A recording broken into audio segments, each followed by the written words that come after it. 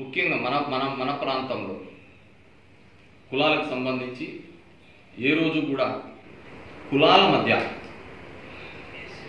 విభేదాలు లేవు. ఎందుకు లేవు అంటే మనము బీసీలైనా, ఎస్సీలైనా, ఎస్టీలైనా, ఓసీలైనా మామ, అల్లుడు, బావ ఇట్లనే పిలుచుకుంటారట. అవునా కాదా? మీరు కూడా గ్రామీణ ప్రాంతాల్లో చూడండి, పట్టణాల్లో పోండి, కులాలకు అతీతంగా, మతాలకు అతీతంగా గ్రామీణంలో కూడా మామ ఎట్ల పోయినా మామ అంటారు. వాడు ఏడు కులంలే గిలంలే, బావ ఎక్కడ పోయినా అంటారు. ఇప్పుడు కొత్తగా ఈ వైరుధ్యాలు ఎందుకు పెట్టడానికి వస్తున్నారు? ఏమి నష్టం జరిగిందని ఈ వైరుధ్యాలు తీసుకొని వస్తున్నారు? ఒకటైతే తీసేసినట్టే కదా, పోటీ అనేది 50 ఏళ్ళుగా లేదనేది తీసేసినట్టే కదా.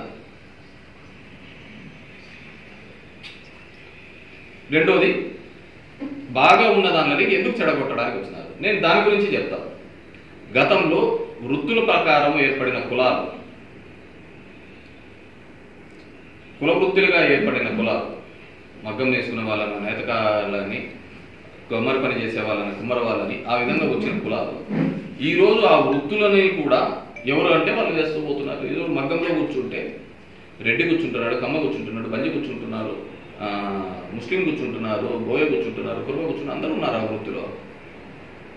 రెండోది, మీరు చెప్పినదే, ఇక్కడ నుంచి 100 కిలోమీటర్లు దాటిపోతే రెడ్డి అనే అతను బీసీ అయిపోతాడు.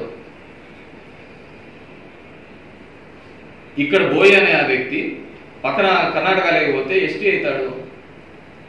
ఇక్కడ రజకులు అక్కడ పోతే ఎస్సీలు అవుతారు. ఇక్కడ వడ్డవాళ్ళు బీసీలు అక్కడ పోతే ఎస్సీలు అవుతారు. అంతా ఎందుకు? ఇదే ఆంధ్రప్రదేశ్లో ఇక్కడున్న బలిజలు, టీవీ ప్రసాద్, ఇక్కడున్న బలిజలు ఓసీలు అయితే ఉభయ గోదావరి జిల్లాలకు పోతే బీసీలు అవుతారు. మనుషులు కులాల పరంగా, మతాల పరంగా ఇన్నాళ్ళు బాగా కలిసి ఉన్నాం కదా. ఈరోజు ఎందుకు వస్తాయి ఈ కొవ్వు మాటలు, రాజకీయ మాటలు ఎందుకు ఇవన్నీ వస్తున్నాయి? పోనీ నువ్వు ఇంతకు చక్కగా చెప్పకపోతుంది ఇదేందో. నేను ఎక్కడో చూసా, నేను సూట్ కేసు చదువుకొని వచ్చినాను. నాకేం నా డ్రాయింగ్ పని ఇల్లు చదువుతా అంటారా ప్రతిసారి? ఓ సూట్ కేసులో వచ్చినాను నేనే. నా అండర్ గార్మెంట్స్ ఇల్లు చదువుతాంటారా నేను ఎన్ని సూట్ కేసులలో వచ్చినాడు? నేను ఈ ఊరికి రాకముందే మా నాయన ఎమ్మెల్యే, సూర్యప్రతాప్ రెడ్డి ఎమ్మెల్యే, అప్పటికే 2 సార్లు పోటీ చేసిండే. మా అబ్బా రామిరెడ్డి సమితి ప్రెసిడెంట్. మీదేంది? నేను కన్నా మీ వ్యక్తిగత జీవితాల గురించి ఇంకోసారి మాట్లాడ మొదలు పెడితే తలకాయ ఆడబెట్టుకుంటాడు కూడా తెలియదు. నాకేం కాదు, ఎందుకంటే నేను ఇంతవరకు ఎవడు నాకు ఆపోజిట్ ఉంటాడనే దాని ఉద్దేశంతో నేను ఎవరిని మాట్లాడలేదు. వ్యక్తిగత జీవితాల గురించి నేను రాజకీయంగా మాట్లాడబడితే మీరు తలకాయ ఆడబెట్టుకుంటాడో తెలియదు. నేను నీకు తెలుదా, నువ్వు ఎట్లొచ్చినావు, ఏం వచ్చినావు? ఎందరాజు ఎంఏ సినిమా చూసినావు, మోహన్ బాబు సినిమా, ఆ టైప్లో నువ్వు ఎదిగినావు అంటే. ఎందరాజు సినిమా, ఎంఏ సినిమాలో ఆ విధంగా ఎదిగినావు. మొదలు పెడితే నువ్వు ఏ స్కీమ్లు, ఏ స్కామ్లు ఎట్లా చేసినావు, ఇంకోసారిగా నా ఇదే విధంగా మాట్లాడితే ఇది ఈడీనా, సిబిఐనా, మీ ఇంట్లో సంస్థలు అవి ఇన్కమ్ ట్యాక్స్ చేసుకుంటే నాకే సింపతి వచ్చాది. ఎంతమందిని ఇప్పటికే ఎంతమందిని ధర్మవరంలో బిజినెస్ కమ్యూనిటీని బెదిరింపులు చేసినారు? ఇంతకుముందు చేసినవాడు ఎవడు లేడు. ఇట్లా ఈ కొత్త ప్యాకేజీతోనే కదా ఇవన్నీ. లాస్ట్కు 10 మంది రావాలన్నా కూలి 300 ఇచ్చే కానీ వాటిలలో తిరగలేవు. నువ్వు కూలు పెట్టుకొని కానీ తిరగలేవు, కూలు పెట్టుకుంటే కానీ నామినేషన్ రాలేవు. 300 రూపాయలు కూలి ఇచ్చి తిప్పుకుంటాను. నీ గురించి 10 మంది వచ్చేసి లీడర్లను కొనుక్కోవడానికి కార్యక్రమాలు జరుగుతున్నాయి, లీడర్ల కొనుగోలు కార్యక్రమాలు జరుగుతున్నాయి. నువ్వు రాజకీయాల గురించి చెప్తే ఎట్లయ్యా? ఈ కేతిరెడ్డికి ధర్మవరం అడ్డా. నేను వీళ్ళ బిడ్డను. ఏ గడపలో ఏ సమస్య ఉన్నా కేతిరెడ్డి పోతాడు. ఎవడికి ఏ ఇబ్బంది ఉన్నా కానీ నా గడప తొక్కుతాడు. రాత్రి ఎప్పుడు ఫోన్ చేసినా కానీ వాళ్ళని పలకరించి వాళ్ళ సమస్యను తీర్చేవాడు కేతిరెడ్డి. నువ్వెవడయ్యా? ఈ రోజు ఉంటావు, రేపు పోతావు. ఈరోజు ఇతను చూసుకొని వివరిస్తారు. మీ లెక్కాసారాలు మళ్ళీ ఉన్నాయి, అన్ని లెక్కాసారాలు సెటిల్ చేయాలనుకున్నాయి ఈసారి. ఉన్నాడని కొద్దిగా ఇది చేస్తాను. నాకు అట్లేం లేదు నాన్న,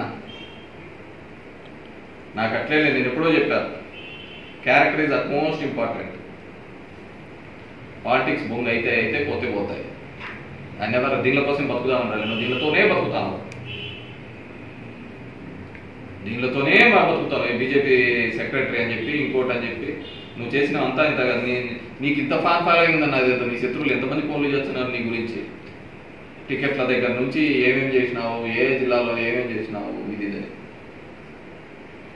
లాస్ట్కి ఎట్లా అంటే శ్రీరామ్ అక్కడ పోయి టికెట్ రాప్తాల్లో తెచ్చుకోవాలని, అతను కూడా టికెట్ రాకుండా ఇక్కడిక్కడే తిప్పుకోవాలని చెప్పేసి ప్లాన్ చేసి, అది మీ వ్యక్తిగత అండి. ఎందుకంటే తెలుగుదేశం పార్టీ వాళ్ళు ఆలోచించుకోవాలి నెక్స్ట్ ఎవరైనా కానీ ఇక్కడ పోటీ చేయాలి. ఎందుకంటే 20,000కు పైగా బీజేపీకి ఇక్కడ ఓట్లు వస్తే తెలుగుదేశం ఈ ఊర్లో జీవితంలో కంటెస్ట్ చేయలేదు.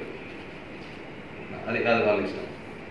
సో ఏమి అని ఆలోచన కదా. నేను ముందే అడిగినాను, ఒకవేళ అంత పోటు కానీ ఢిల్లీ లెవెల్లో అంటే మా జిఎస్టీ తీపిచ్చేసి 5% వేసినారు జిఎస్టీ చేనేతల మీద,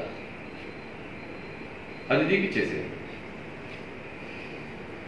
ఇంక కొన్ని మురుగుతాయి, వాటన్నిటిని కూడా కట్టేస్తాను. Just wait for 20 days. కేవలం ఇబ్బంది పెట్టకూడదు అని ఈ 19 నుంచి నేను తీసుకున్న డెసిషన్స్ వల్ల, ఎందుకు అందరికి మంచిగా చేసుకుని పోతాను. కొన్ని చులకన నేను ఆ విధంగా చులకన ఉండొచ్చు, అంతకంటే కానీ నా క్యారెక్టర్ నేను ఎప్పుడు అమ్ముతాను. సో ఈ విధంగా కొనుగోలు అమ్మకాలతో కూలీలను పెట్టుకొని రాజకీయాలు చేస్తున్నారు. ఫస్ట్ టైం ఇలా చేసి ఎవడో వచ్చినాడు, కర్ణాటక నుంచి వస్తా అంటాడు, తెలుగు మాట్లాడేవాడు రాడు, హైదరాబాద్ నుంచి వచ్చినారు, కర్ణాటక నుంచి, వివిధ రాష్ట్రాల నుంచి వచ్చేది, ఇంటి దగ్గర పోయి అది చేస్తాం ఇది చేస్తాం ఇది చేస్తాం. సో 2 విషయాలు క్లారిఫై చేయదలుచుకున్నాను. ఒకటి, ఇతను యాదవ్ కాదు, ఆ విషయాన్ని ఇతను కూడా చెప్పలేకపోతున్నాడు, నేను ఛాలెంజ్ చేసి చెప్పాను. సో ఆ విధంగా యాదవ్ కమ్యూనిటీని మోసం చేస్తున్నాడు. ఒకటి, బీసీ అనేవాళ్ళు ధర్మవరంలో పోటీ చేయలేదు నేషనల్ పార్టీస్ నుంచి, ఇదే బీజేపీ నుంచి కూడా పోటీ చేసినారు. కాచర్ల కంచన్న ఇదే ఊరివాడు, ఇక్కడే వీవర్ కమ్యూనిటీ వాడు. అదేవిధంగా రంగన సత్యనారాయణ అనే అతను వీవర్ కమ్యూనిటీ నుంచి ఇక్కడే పోటీ చేసినాడు, ఇప్పుడు కూడా పోటీ చేసినాడు. వాళ్ళకి నెత్తినెత్తుకుంది. ఇప్పుడు వీళ్ళందరూ నెత్తికి ఎందుకు కొట్టుకుంటున్నారంటే అతని దగ్గర ఉన్నాయి, వీళ్ళకి ఢిల్లీలో ఏదో ఆశించినారు, ఏదో చేస్తానన్నాడు. ఇంతకుముందు కూడా నేను చెప్పిన విధంగా కొంతమందికి పెట్రోల్ బంకులు ఇప్పిస్తానన్నాడు, కొంతమంది గ్యాస్ డీలర్లు ఇప్పిస్తానన్నాడు, కొంతమందికి ఢిల్లీ లెవెల్లో లోన్లు ఇప్పిస్తానన్నాడు. ఇవన్నీ అవన్నీ ఇంతకుముందు అతను పనిచేసిన చోట ఆడని ఇప్పించినారేమో కనుక్కోవాలి. ఇతనికి ఒక ఆఫీసు పెట్టుకొని సెటప్ పెట్టుకొని అన్నీ కూడా కమిషన్ బేస్డ్ మీద చేస్తా ఉంటాడు. అంతకుమించి వేరేది ఏంది లేదు. మామూలుగా లాబీస్ట్ అంటారు, మామూలుగా అదేం సినిమాయా, ఆగడు సినిమాలో ఢిల్లీ సూర్య అని ఉంటాడు, చూసినాడో చూడలేదు సార్, చూడండి, బ్రహ్మానందం ఢిల్లీ సూర్య అంటారు. డిట్టో అవుతుంది, రాసి పెట్టుకోండి. ఇతను ఏ సర్కిల్ అయినా కానీ, హైదరాబాద్ సర్కిల్ కానీ కర్ణాటక సర్కిల్ కానీ ఢిల్లీ సూర్య లాంటి క్యారెక్టర్ ఏంటంటే ఇతందే. ఇంకొకసారి కన్నా ఏదైనా కానీ వ్యక్తిగతంగా మాట్లాడితే నేను అంతకు మించి మాట్లాడతాను. This is first and last. I respect. నేను ఎవరినే కానీ ఒక్కరిని ఎప్పుడే కానీ వ్యక్తిగతంగా కించపరచను, వ్యక్తిగతంగా నేను మాట్లాడను. అది నా పాలసీగా. నేను ఒక పోస్ట్ పెట్టినా కానీ వ్యక్తిగతంగా నేను తిడతాను. ఒక హుందాతనం. ఈరోజు కొత్తగా ధర్మవరంలో వస్తాను, విచ్ ఈస్ బ్యాడ్. ఇంకా రాజకీయాల్లో నేను అందుకే, ఎందుకంటే కార్పొరేట్ పాలిటిక్స్ వచ్చిన తర్వాత చాలా నీచంగా తయారైనాయి అంటున్నాను. కులం మీద, మతం మీద ఏ మాత్రం కూడా కృతజ్ఞత లేకుండా. ఇంక దీంట్లో మంచి చేయాల్సిన అవసరం ఏముంటుంది? ఏదో పోవడము, ఎలక్షన్లు అయిపోతేనే పోవడము, మళ్ళీ ఒక 2 నెలల ముందు రావడము, డబ్బులు తీసుకుని రావడం, అందరికీ పనిచేయడం, ఎలక్షన్ చేయడం, అడావిడి చేసి సరిపోదు కదా.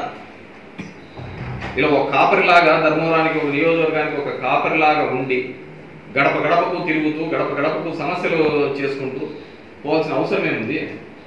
వాళ్ళను వీళ్ళను కర్ణాటక యానుంచో హైదరాబాదు యానుంచో అంతా వచ్చినారు, పొద్దుటూరోడు మదనపల్లోళ్ళు వీళ్ళు వచ్చన్నారు, మా ఊరోడు కానీ పల్లెడ పోవడము, మార్కెట్లో పోవడం, ఒక తప్పుడు రూమ్ అని స్టేట్ చేయడం, రావడం. ఆడో మహారాష్ట్ర నుంచి వచ్చి పొద్దుటూరులోకి వచ్చినాం, పొద్దుటూరు నుంచి హైదరాబాద్ పోయినావు, ఢిల్లీ అంటావు, 30 రోజుల ముందు వచ్చినావు. నువ్వేంది నాకు ఛాలెంజ్ చేసేది?